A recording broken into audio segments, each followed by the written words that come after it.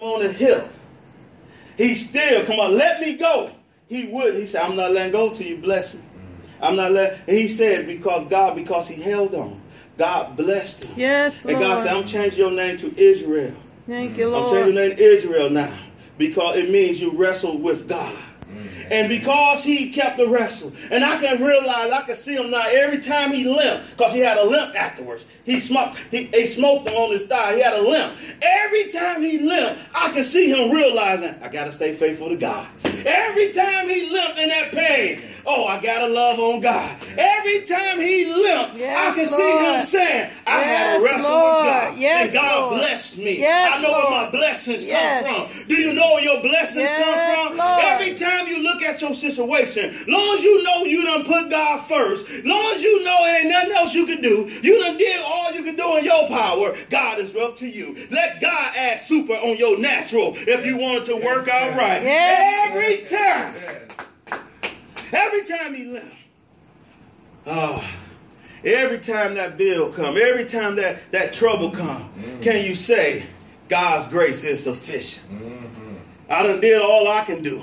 I done sent them to school. I done helped them with the work. I done even paid for whatever. I done did all I can do. I done paid everything on time. They still coming attacking me. I'm at work. They always, hey, there's always something at work. There's always something coming up. I done did my part. Yeah. Because as long as this stuff keep coming against you, it'll keep you on your knees. It'll keep you praying. It'll keep you seeking God. You'll realize I can't go away from it because I got to stay under this grace. Because under this grace, it protects me. It keeps me. It holds me. It suffices me. Even when I'm going through, it's his grace that keeps me, keeps my sanctity. Because if it had not been for God's, oh God, if it had not been for God's grace, I would have lost my mind a long time ago. I wouldn't have had an opportunity. If it had not been for God's grace, see, I don't know about some of you, but I know there's been times when bullets just missed my head. I know if it had not been for God's grace, I've been in some places I shouldn't have been. I ain't been no saint my whole life. I done been someplace. If it had not been for the grace of God. Yes, Lord. Thank you, Lord. And I know my sister can relate to this. I remember being over in the Persian Gulf War. If it had not been for the grace of God, my buddy, Tyrone Davis, he was on another ship, and they had planted some mines out there. Saddam had planted some mines in the water, and his ship hit the mine, and he never made it back home. He never made it back home. Jesus. So listen, we don't know what tomorrow can bring. But all I know is because of the grace of God, because we was out there in that same water. It's the grace of God that keeps you. It's the grace of God when everybody else is panicking, everybody else is falling, everybody else is giving up, everybody else is losing hope. It's the grace of God that keeps you. It reassures you. It reassures you. I'm going to just put my natural on it and let God put the super. See, the problem is we keep trying to put the super on it. It ain't your job to put the super on it. You put the natural. Let God put the super on it. Let God. Oh, yes. Let God.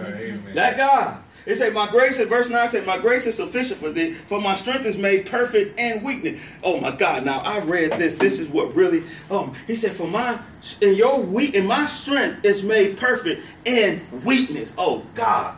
See, we got to understand what a covenant is. And see, God said, I want a covenant with you.